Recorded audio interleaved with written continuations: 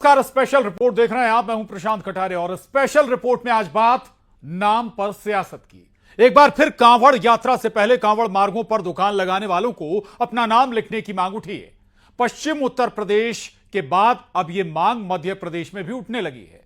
उज्जैन से लेकर खंडवा तक तमाम हिंदू संगठनों ने कांवड़ के दौरान दुकानदारों को अपनी पहचान बताने की मांग की है। तो वहीं कांवड़ यात्रा में नाम बताने को लेकर सियासी माहौल भी गर्मा गया है।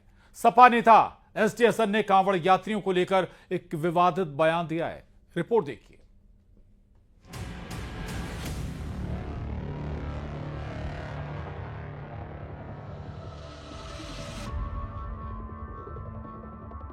कांवड़ यात्रा शुरू होने से पहले एक बार फिर सड़कों पर माहौल गर्मा गया है।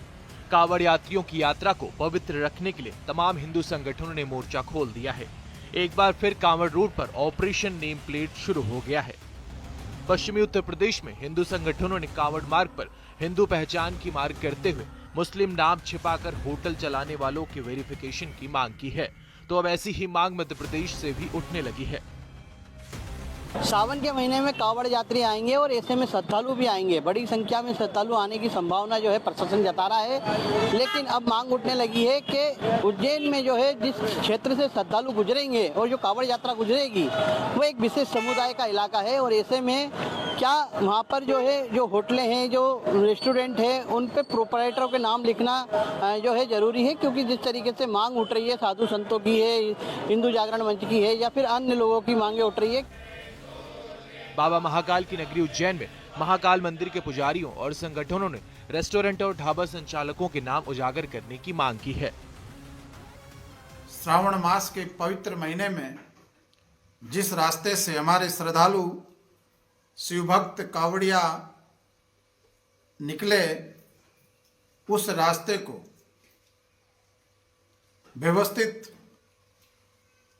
और पारदर्शिता के साथ अपनी दुकान का नाम बाहर बोर्ड लगा करके रखें।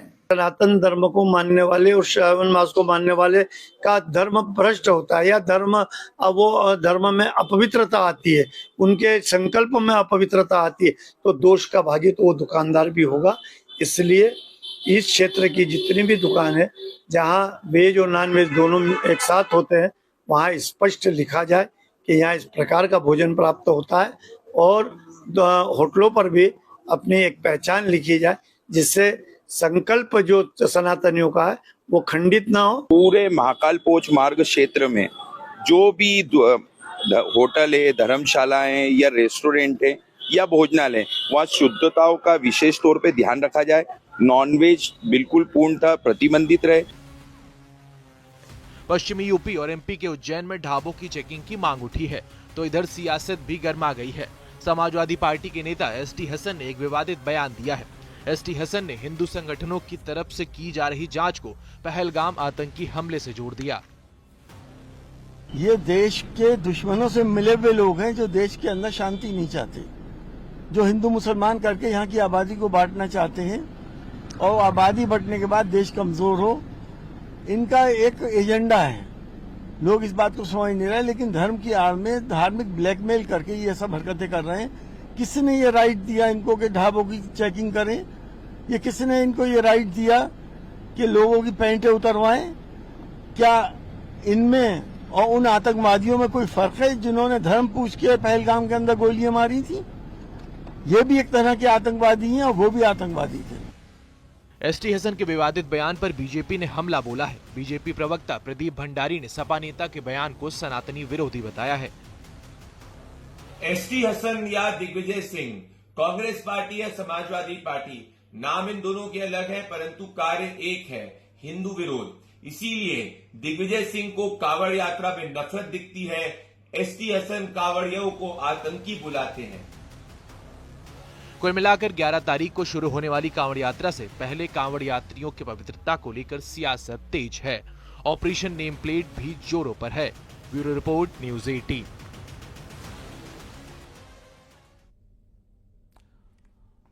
और एसटी हसन अकेले नहीं है, बल्कि कांग्रेस से इमरान मसूद ने भी ढाबों की चेकिंग पर सवाल उठाए, जबकि मुस्लिम धर्मगुरु भी इसके खिलाफ हैं। लोग असल में इस संस्कृति को, इस साझा संस्कृति को, साझा विरासत को नष्ट करना चाहते हैं। भक्ति में सरोवर जो लोग आते हैं उनकी सेवा के अंदर सब लोग लगे रहते हैं। वो पूरा मुस्लिम बाहुल क्षेत्रों से गुजरते हैं, मुसलमान भी तमाम खड़े होकर के उनकी सेवा करने का काम करते हैं। इनको इससे भी परेशानी होती है। ये मोहब्बत का देश है, ये नफरत का देश नहीं है। पिछली बार भी इन्होंने कोशिश की थी, लोगों ने फेल कर दिया था, इस बार भी फेल कर देंगे। कसम खाई जाती है निरपेक्षता की कि हम किसी के साथ भेदभाव नहीं करेंगे, लेकिन क्यों धार्मिक रूप से एक धर्म के लिए सरकारें काम कर रही हैं? सरकारें तो सबकी होती हैं, हिंदू, मुस्लिम, सिख, ईसाई सबकी सरकारें होती हैं, लेकिन कहीं ना कहीं कावड़ी यात्रा के नाम पर और कभी मुसलमानों की बकरीद के नाम पर इस तरह के नफरत आमेज फरमान जारी करना सरकारों की तरफ से यह दुर्भाग्यपूर्ण है। तो कांवड़ यात्रा शुरू हो रही है और उससे पहले एक बार फिर से ये विवाद कि आखिर जो शॉप्स हैं रास्ते में पड़ने में वो किसकी हैं, कौन बेच रहा है और क्या बेच रहा है। ये विवाद न केवल उत्तर प्रदेश, उत्तराखंड बल्कि मध्य प्रदेश भी विवाद पहुंच गया है। उज्जैन से हमारे साथ बात करने के लिए अजय पटवा जुड़ रहे हैं, साथ ही खंडवा से एमएस जायसवाल हमारे साथ जुड़ रहे हैं। अजय, क्या सोचते हैं उज्जैन वासी इस पूरे मसले पर? कि यहाँ से कांवड़ यात्रा निकलेगी उस जगह पर जो है जो दुकानें आएगी उनके प्रोपाइटर के नाम लिखा होना चाहिए, ताकि लोगों को पता चल सके कि वो रहीम की दुकान पे जा रहे हैं या राम की दुकान पे जा रहे हैं। तो ऐसे में उज्जैन जो बाबा महाकाल की नगरी है, यहाँ विशेष समुदाय का इलाका है जहाँ से कांवड़ यात्राएं आती हैं। ऐसे में उनकी शुद्धता और उनके खाने पीने को लेकर उनका धर्म भ्रष्ट ना हो, उनका जो उपवास का समय चलता है, ऐसे में उनके खान पान को विशेष ध्यान रखने को लेकर लोगों की क्या राय है? क्योंकि साधु संतों ने मांग उठाई है कि इसको लेकर जो है अब प्रोपाइटरों के नाम लिखा होना चाहिए। तो हमारे साथ में कुछ लोगों से बात करेंगे। भैया आप बताइए, जिस तरीके से दुकानों के बाहर जो प्रोपाइटर के नाम होना चाहिए, कांवड़ यात्रा शुरू होने वाली है। जिस सावन का जो महीना होता है वो सबसे बड़ा दिन होता है पूरे अपने हिंदू धर्म में। जो कांवड़ यात्रा हर साल निकलते हैं और कई हजारों किलोमीटर दूर से पैदल यात्रियों आते हैं और कांवड़ उठाते हुए आते हैं। तो इसको लेकर क्या विशेष ध्यान देना चाहिए? विशेष ध्यान ये देना चाहिए जो अपने नगम निगम है, जो भी यहाँ के जो कार्यकर्ता हैं, तो उन लोगों को ये चीज़ों का ध्यान रखना है कि उनको आने और जाने के लिए सुरक्षा प्राप्त की जाए। और जैसे जो मांस मटन वगैरह की जो दुकानें की उन्हों पे पर्दा लगा दिया जाए, फिर उसे बंद कर दिया जाए। और जो भी दुकानदार हैं उनको सभी के जो नाम जो चला रहा है, संचालक है, जो मालिक है, उसका नाम भी होना चाहिए। हमारे साथ में अर्जुन सिंह भदौरिया जी भी हैं, हिंदू जागरण मंच से हैं।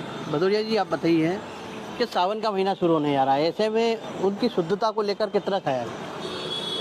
केवल श्रावण का महीना नहीं, ये एक सामाजिक विमर्श है और इस शहर से चुने गए जनप्रतिनिधि, विशेषकर उत्तर विधानसभा क्षेत्र जहाँ पर इतने हिंदू पौराणिक मान्यताओं के मंदिर हैं, 84 महादेव मंदिर हैं, महाकाल मंदिर स्वयं है 12 ज्योतिर्लिंगों में से एक, और जैन धर्मावलंबी के पौराणिक मंदिर यहाँ पर उपस्थित हैं। ऐसे में हमारी बहुत पुरानी मांग है कि ये पूरा उज्जैन उत्तर परिक्षेत्र जो है ये मांस मटन मुक्त होना चाहिए।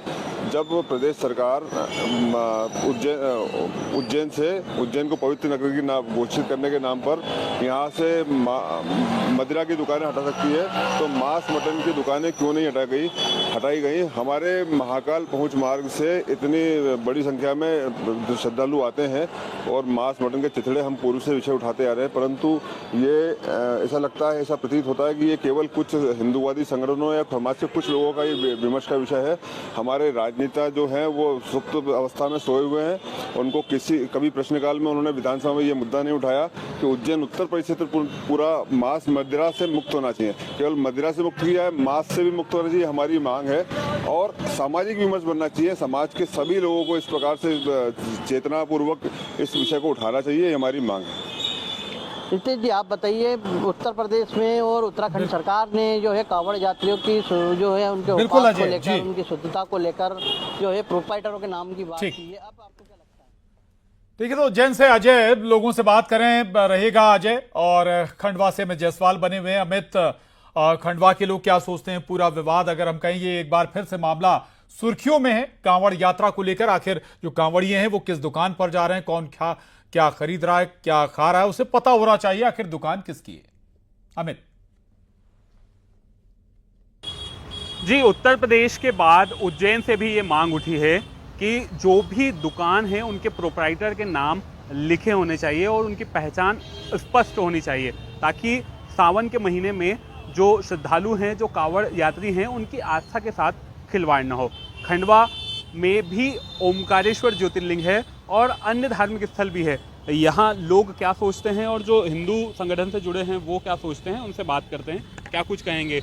पहले उत्तर प्रदेश, अब उज्जैन से भी ये मांग उठी, आप क्या सोचते हैं खंडवा? देखिए, ये मांग पूरे भारत में उठानी चाहिए, क्योंकि हम सभी देख रहे हैं कि सनातन धर्म के देवी देवता हैं और उनके मानने वाले लोगों के नाम पे रखकर मुस्लिम लोग दुकान चला रहे हैं। दुकान चलाने में समस्या नहीं है, लेकिन इनको अपनी पहचान छुपाने में क्या दिक्कत है? भाई, पहचान क्यों छुपा रहे हैं?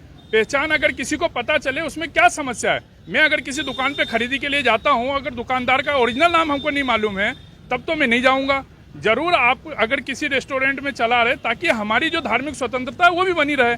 अगर कोई जिहादी मानसिकता का व्यक्ति, क्योंकि हम कई बार देख रहे हैं कि खाने में थूक के खिलाते हैं खाना, कई दुकान पे हम देख रहे हैं कि अशुद्ध खाना खिलाते हैं। और कांवड़ यात्रा हमारे जो सनातन धर्म है उसके लिए बहुत शुद्ध चीज है, इसलिए इस प्रकार की चीजें जो है बंद होना चाहिए। नाम जरूर लिखना चाहिए, उसके अंदर जो खाना बना रहे उनका भी नाम लिखा जाना चाहिए। शासन प्रशासन को इसके ऊपर नहीं नाम लिखने वालों पे और पहचान छुपाने वालों पे कड़ी कार्रवाई और आशुका जैसी कार्रवाई होनी चाहिए, क्योंकि ये हमारे स्वतंत्रता, ये हमारे धर्म के लिए जो है बहुत जरूरी चीज है। बिल्कुल, सावन का महीना जो है देखते हुए उसको इस तरह की जो मांग उठ रही, कितना इत्तेफाक रखते हैं, क्या कुछ कहेंगे आप? देखिए, हिंदू धर्म का सबसे बड़ा त्यौहार माना जाता है, क्योंकि क्या है, सावन महीने में सभी हिंदू लोग जो है अपनी आस्था का कहीं ना कहीं परिचय देते हैं। इन सब को देखते हुए सभी को अपना नाम बताना चाहिए, क्योंकि क्या है, इन सब चीज़ों से यही होगा कि अगर किसी भी व्यक्ति को किसी भी अपने धर्म के प्रति कुछ भी चीज़ चाहिए हो, तो व्यक्ति क्या है, धर्म से